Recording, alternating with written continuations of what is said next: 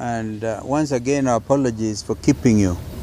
We had to accompany Jacom to go and say pole to the family, to Mama Eileen and the family. We found they are quite a big team. Today we are going to have our sister mother read our joint statement regarding the tragedy that is facing this country. So, our sister mother. This is our statement on the tragic helicopter accident that claimed the life of General Francis Omondi Ogola, Chief of the Kenya Defence Forces, and 9 officers. Azimio la Umoja One Kenya Coalition joins all Kenyans and indeed the world in grieving the tragic loss of the Chief of Kenya Defence Forces, General Francis Omondi Ogola. The General passed on yesterday as a result of a tragic helicopter crash at Kaben-Chepturel boundary between Elgeyo Marakwet and West Pokot counties. General Ogola died in the course of duty alongside 9 other officers, Major George Benson Magondu, Brigadier Swale Said, Colonel Duncan Keitani, Lieutenant Colonel David Sawe, Captain Sora Mohammed, Captain Hilary Litali, Senior Sergeant John Kenyua Mureithi, Sergeant Cliffons Omondi, and Sergeant Rose Nyawera.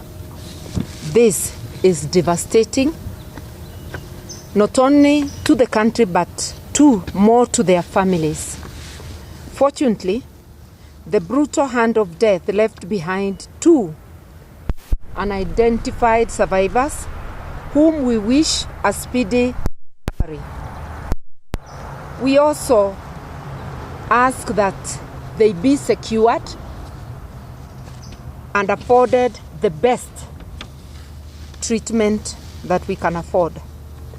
We will always remember General Ogola as a devout patriot and dedicated soldier to the Republic of Kenya from the day he graduated. He has been through multiple tours of duty and ultimately as the top soldier in Kenya, the Chief of Defence Forces, the CDF. He was revered by his colleagues at home and abroad. He has had a service of 40 years. Kenya's 11th CDF was a focused visionary whose impact on our disciplined forces, indeed our nation, will be greatly missed. To General Ogola's family and the families of the other fallen soldiers, we offer our deepest condolences. At this most difficult moment, we stand with them and our prayers are with them. As Azimio, we are deeply concerned that the Kenya Defence Forces have had several other accidents in the last 12 months, including yesterday's tragic crash.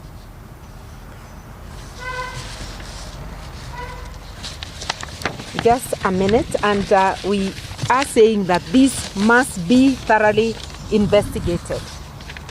We are aware that it is the Kenya Defence Forces that secures the flights of their commander-in-chief, as well as of their top officer, who is the CDF, the Chief of Defence Forces.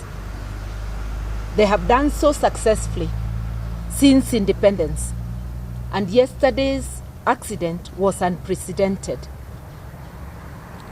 We are therefore saying that this is of great concern to Kenyans. It needs serious investigation, and it raises pertinent concerns about our the safety of our airspace and especially of our disciplined forces. We need a serious relook into our security equipment, especially the aircraft, and we need to undertake a complete overhaul. Yesterday's unfortunate accident needs expeditious investigations, and this will not only help ease the already tense and anxious feelings of Kenyans, but it will put an end to any speculation. The investigations must be open and reports made to the public.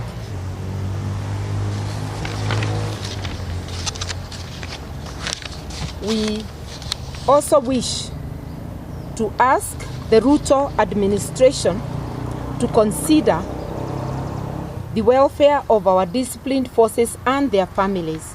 And we suggest that in commemoration of General Ogola and the brave soldiers who died yesterday, and the countless unsung heroes, the Disciplined Forces Welfare Fund should be established as soon as possible to address the well-being of our disciplined forces.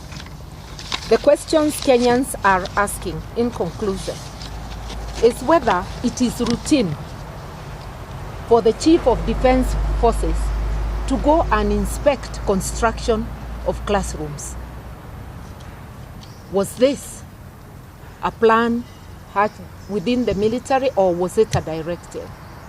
There are many questions which beg answers. Even the visual images of that accident, I don't want to say anything more that may prejudice investigations. They leave us with anxiety, and answers are needed as soon as possible. Once again, our deepest condolences to the families of General Ogola and the 8 gallant officers who perished with him, and our prayers for quick recovery for the 2 survivors. Thank you. Thank you.